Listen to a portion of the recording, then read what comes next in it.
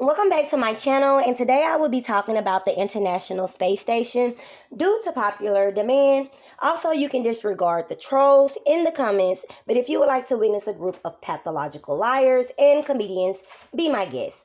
Now, over the last few months, I have been compiling personal hypotheses and expanding on them throughout my videos, and today will be no different. In my previous video, I mentioned that the ISS allegedly orbits the Earth in a sine wave pattern. I don't like to use the word orbit, that's why I said allegedly orbit, due to its disingenuous nature at times. But I will tell you how the ISS stays afloat and why its flight path mimics a sine wave. But first, I have to give you all a brief introduction on two very important features of our planet, with the understanding that we are in a closed system at the forefront. Now we have number one. First, the first feature I want to talk about is biological, and the second one is ecological, or you can say biological. So the first one, biological, the zone of life is the worldwide sum of all ecosystems as they relate to things that are perceived to be living. This biological zone is technically a closed system as it relates to matter with minimal inputs and outputs. In relation to energy, it is an open system with photosynthesis capturing solar energy at a near rate of 130 terawatts per year. So again, I said that I was going to be mentioning two important features. The first one is biological. I said the second one is going to be ecological, but I meant to say geological. So for the geological feature, that's going to be the neovolcanic zone, which is a region along a ridge where magmatism is focused, and its width and morphology appear to vary with the ridge's spreading rate. Spreading centers are found at the crest of oceanic ridges. Volcanoes, hydrothermal vents, and seabed spreading not only affects the surface, but the geothermal atmosphere. Oceanic ridges have crests, volcanoes have crests, a hill has a crest, and a wave can have a crest as well, which is the highest part or point of something. So in my next video, I am going to go further into biology of the earth. And also it will include boundaries, both physical and metaphorical. So, the International Space Station is nothing but a ballistic missile that allegedly travels about the distance it will take to get to the moon and back once a day. The force of the atmospheric particles are always constantly pushing on the ISS and slowing it down. And the ISS can fall up to 100 meters a day because of this constant force. So, the ISS fires its thrusters periodically to increase the ISS's altitude back to where it started, which is called a reboost. The ISS is allegedly traveling 17,500 miles per hour.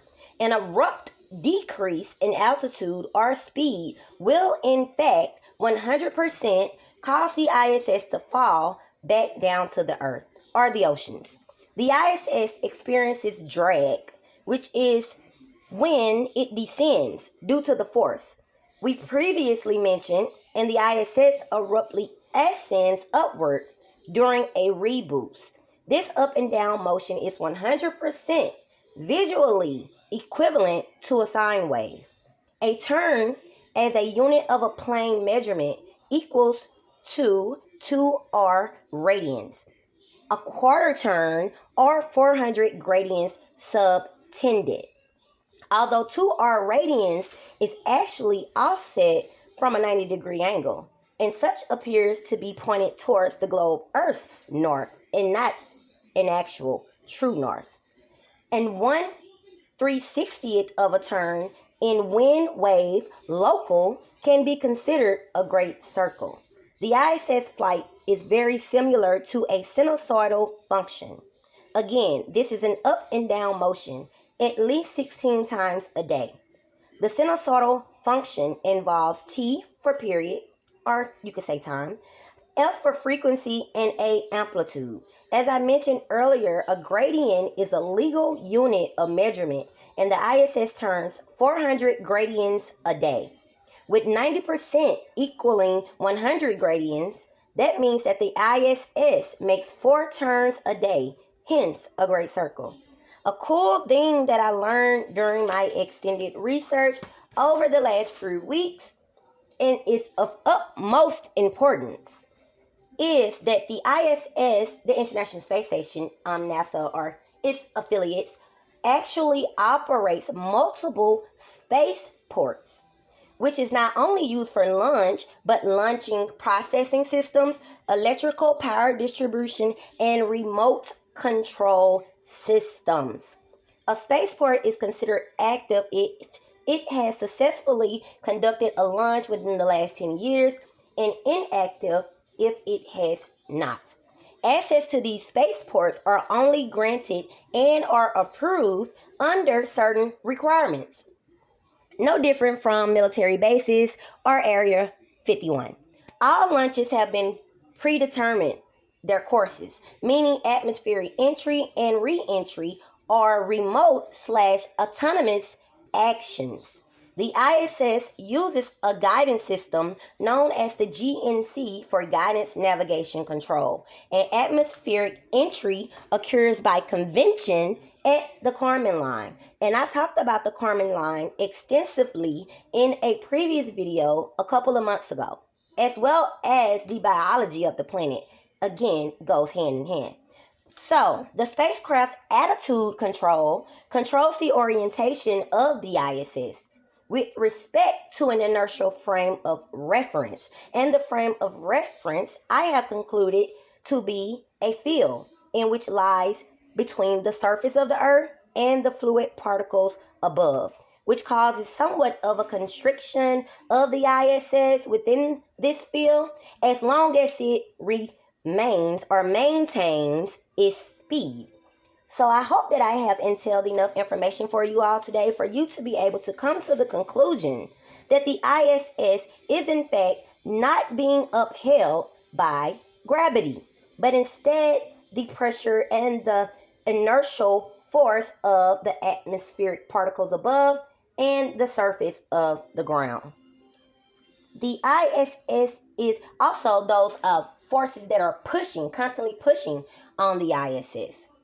Now, the ISS is scheduled for re-entry in 2031, but and it's supposed to go into Point Nemo. Of course, some people say that Point Nemo is the spacecraft's graveyard. That's where all of the retired spacecrafts and stuff go. But the ISS itself is not like any other spacecraft. So its descent will not be like any other spacecrafts. I don't know for sure. I believe, but if not now, coming up in the future, they are going to start descending slowly. So it's going to start getting lower, and as it gets lower, by law, the speed of the ISS will decrease. And again, as I mentioned earlier, if there is an abrupt declination of the speed, that could lead to an all-out fall of the ISS. So it's going to be very difficult for them to make it directly into Point Nemo. Hopefully it can. They did say that and proclaim that it will burn up and break up as it enters back into the atmosphere. But let's hope not, saying as though it weighs nearly 1 million pounds. Like, who knows where all of those parts will go. It's going to be a whole lot of damage. So hopefully they can get it to fall into Nemo. But based off of all of the research that I have done and came to the conclusion of with common sense, is that you probably want to drop it more so quickly into the ocean once it makes it over that part, instead of a steady decline, because there is no way it's going to steady decline near the surface without crashing. It's impossible. It has to be an abrupt drop. So I don't know why they're leading people on, but hey, it is what it is. Again, I hope that I have given you all the information today, as I stated before, to come to the conclusion that the ISS is in fact not being upheld by gravity, and if it was to slow down at any moment abruptly or to a certain degree, it would fall completely out of the sky. This is a fact.